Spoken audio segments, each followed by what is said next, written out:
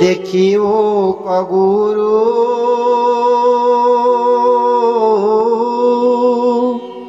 পাণ্ডৱ গণৰ বিশাল সৈন্য গণ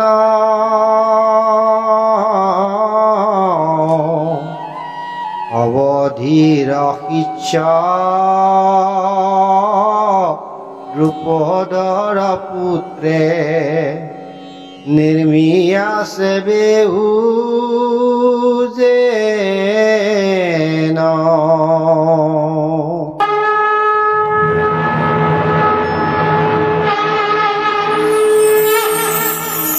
যুগটোৰ সৰল ব্যাখ্যা। পাঞ্চাল ৰাজ্যৰ অধিপতি দ্ৰুপদৰ দুটি সন্তান দ্ৰৌপদী আৰু ধৃষ্টদ্যুম্ন। দ্ৰৌপদীক স্বয়ম্বৰত লাভ কৰি পাণ্ডৱে বিয়া কৰাইছিল। ধৃষ্টদ্যুম্ন আছিল এই দ্ৰৌপদীৰ ভায়েক তথা পাণ্ডৱৰ খুলখালীয়েক। এওঁ আছিল পাণ্ডৱ পক্ষৰ প্ৰথমজন সেনাপতি। সেনাপতি হোৱাৰ সুবাদতে ধৃষ্টদ্যুম্নই পাণ্ডৱ পক্ষৰ সেনাসকলক চক্ৰবেহুৰ দৰে সুসজ্জিত কৰি যুদ্ধৰ বাবে সষ্টম কৰি ৰাখিছিল। দুৰ্যোধনে এই শ্লোক ফাঁকিত ধৃষ্টদ্যুম্নক ধৃষ্টদ্যুম্ন নুবুলি দ্ৰুপদ পুত্ৰ বোলাত আৰু নিজৰ গুৰু দ্ৰোণাচাৰ্যক সম্বোধি বুদ্ধিমান দ্ৰুপদ পুত্ৰই সজাই ৰখা এই বিশাল সেনাবাহিনীলৈ মন কৰক বোলাত বহুখিনি কথা ইংগিতেৰেও প্ৰকাশ কৰা হৈছে। ধৃষ্টদ্যুম্নক দ্ৰুপদৰ পুত্ৰ বোলাৰ কাৰণ। ৰজা দ্ৰুপদ আৰু দ্ৰোণাচাৰ্যৰ মাজত এটি পুৰণি শত্ৰুতা আছিল। ছাত্ৰ হৈ থকাৰ অৱস্থাত দ্ৰুপদ আৰু দ্ৰোণই একেখন আশ্ৰমতে থাকি একেলগে শিক্ষা গ্ৰহণ কৰিছিল। সেই সময়ত দুই নলে গলে লগা বন্ধু আছিল। দ্ৰুপদ ৰাজপুত্ৰ আছিল যদিও দ্ৰোণ অতি দৰিদ্ৰ ব্ৰাহ্মণ পৰিয়ালৰ আছিল। বন্ধুত্বৰ টানত দ্ৰুপদে ৰজা হলে দ্ৰোণক অৰ্ধৰাজ্য দিম, তেওঁৰ মন্ত্ৰী পাতিম আদি প্ৰলোভনো দিছিল। পাছে শিক্ষা সাং কৰি দুয়ো ঘৰা ঘৰি যোৱাৰ পাছত দ্ৰুপদ পাঞ্চালৰ ৰজা হল আৰু দ্ৰোণই দৰিদ্ৰতাৰ মাজত কক বকাই দিন কটাবলৈ ধৰিলে। তেওঁ ইমানেই দুখীয়া আছিল যে পুতেক অশ্বস্থমাক কেঁচুৱা কালত খুৱাবলৈ অকণমান গাখীৰ দিব নোৱাৰি আটাৰ পানী খুৱাইছিল। এদিন তেওঁ বন্ধু দ্ৰুপদলৈ মনত পৰাত তেওঁৰ পৰা দুজনীমান গাই গৰু পোৱাৰ আশাৰে তেওঁ ৰাজহাউলিত উপস্থিত হলগৈ।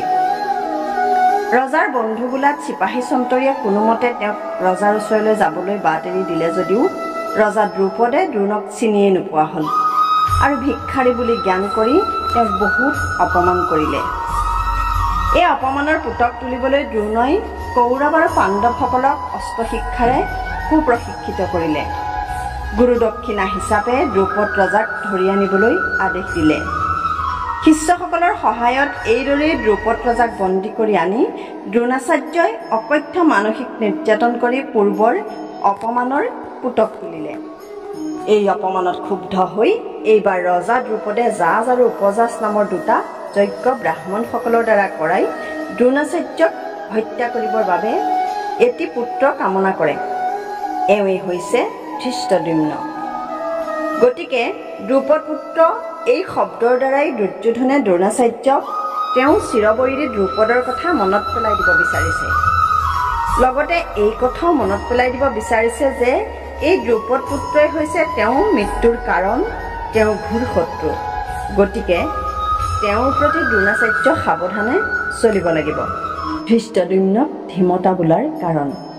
ধৃষ্টদ্যুম্নক দ্ৰোণাচাৰ্যই পৰম শত্ৰু বুলি জানিও উদাৰতাৰে নিজৰ শিষ্যসকলৰ লগতে তেওঁকো অস্ত্ৰৰ শিক্ষা দিছিল।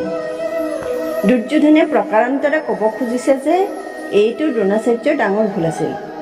আনহাতে ধৃষ্টদ্যুম্ন বুদ্ধিমান আছিল। যিহেতু তেওঁ দ্ৰোণাচাৰ্যৰ পৰাই অস্ত্ৰ শিক্ষা লৈ তেওঁকে হত্যা কৰিবৰ বাবে পাণ্ডৱ পক্ষৰ সেনাপতি হৈ যুদ্ধত নামিছিল। গতিকে তেওঁৰ এই শিষ্য আৰু বুদ্ধিমান এই শব্দ দুটাৰে দুৰ্যোধনে দ্ৰোণাচাৰ্যৰ নিৰ্বুদ্ধিতাক ঠাট্টা কৰি তেওঁক যুদ্ধৰ বাবে উত্তেজিত কৰিব বিচাৰিছিল।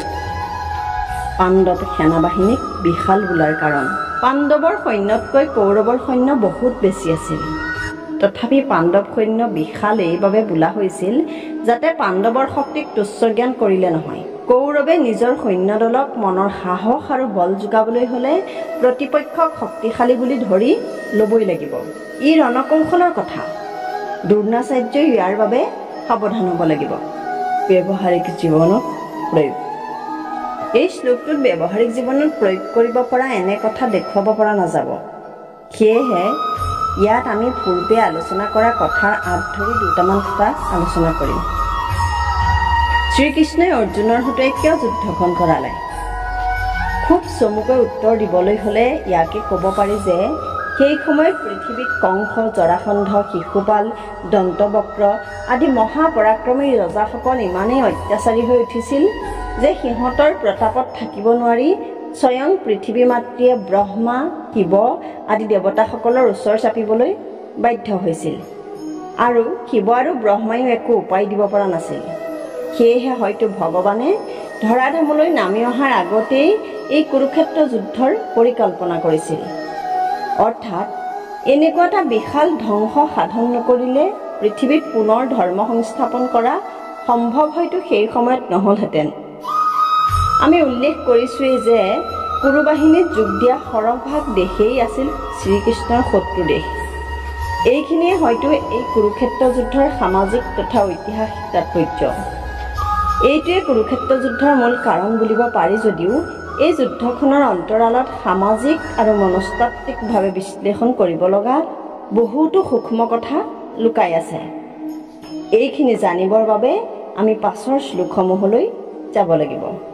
গতিকে আমাৰ চেনেলটো ছাবস্ক্ৰাইব কৰি ল'ব আৰু লাইক, কমেণ্ট, শ্বেয়াৰ কৰিবলৈ নাপাহৰিব। কৃষ্ণ।